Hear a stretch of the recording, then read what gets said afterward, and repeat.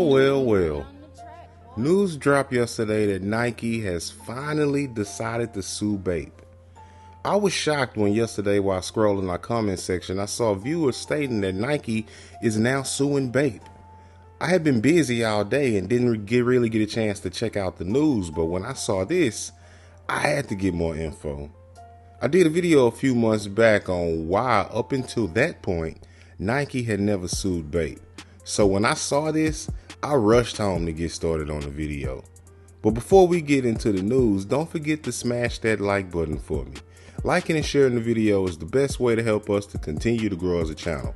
But with that being said, let's get into this, man. According to Reuters, Nike Inc. sued Japanese fashion brand Bathing Ape on Wednesday for allegedly copying some of its most famous shoes. The shoe giant's Manhattan federal court lawsuit said Bape's footwear business, quote, revolves around copying Nike's iconic designs, end quote, and that some of the shoes are, quote, near verbatim copies of Nike Air Force Ones, Air Jordan 1s, and Dunk sneakers. According to the lawsuit, Bape began selling products in the United States in the mid-2000s. And if you want to check out the whole backstory on that, then I suggest you watch the other video that we did. The link is up top. But Nike went on to claim Bape's U.S. sales of the shoes were, quote, sporadic until 2021, when it, quote, drastically increased the volume and scope of its infringement. Notice I'm using a lot of air quotes there, and that's because that statement is complete bullshit. No, Bape didn't, quote, mass produce Bapesters in the early 2000s, and they don't mass produce them now either.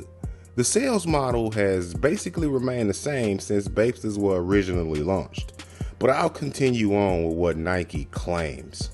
They went on to say, Bape's copying is and always has been unacceptable to Nike.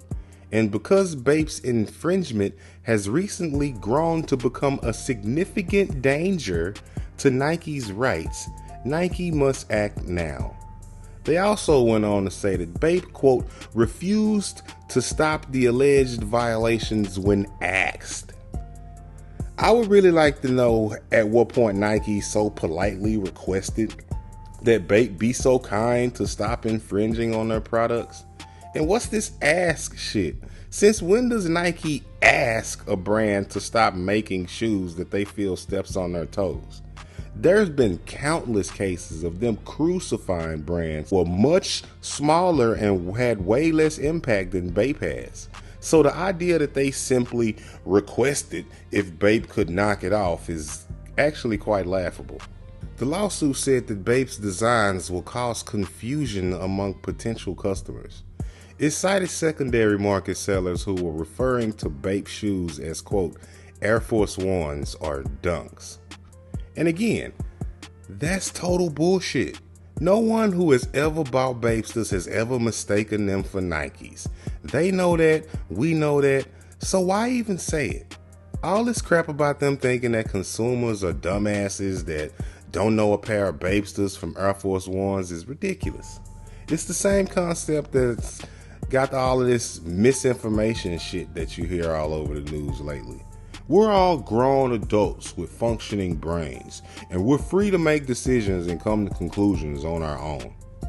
Nike asked the courts to order Bape to stop selling the shoes and requested an unspecified amount of money for damages. So, the question is, why now? I mean, you have to either believe that some guy at Nike was like, what's this you say? Bapesters? And they're copying what? The hell you say? No way they were unaware of Bape until now. Or you have to believe that Nike, the same company that's gone after the twig and berries of anyone who so much as flirts with their designs, for some reason decided to be so gracious and give Bape a pass. I speculated in the last video that I did and on some of the rumors that were going around that Nike secretly owned pieces of Bape, or that Bape was able to skirt under a loophole in Japanese copyright law. But when you see all of this, that brings that into question. I really didn't believe the whole thing about Nike secretly owning a piece of Bape anyway, but now we certainly know that that's not the case. And spoiler, at the end of the first video we did on the subject, I stated that I really had no clear idea why Nike hadn't sued Bape up until that point. And this only creates more questions.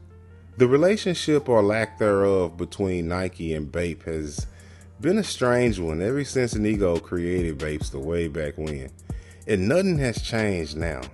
But what do you think? Hit us up in the comment section and weigh in on this whole situation and let me know what you think and how you feel about it. Also, if you made it all the way to the end, then we hope that means that you liked the video, and we also hope that you hit the like button for us. Liking and sharing the video is the best way to get the YouTube algorithms to notice us and suggest us to more people. And if you want to be updated every time we drop a new episode, then hit the subscribe button and then that notification bell so you can be reminded whenever a new video drops. But with that being said, I'm Nate the Great from TakeFlight214.com signing out. Until next time, peace.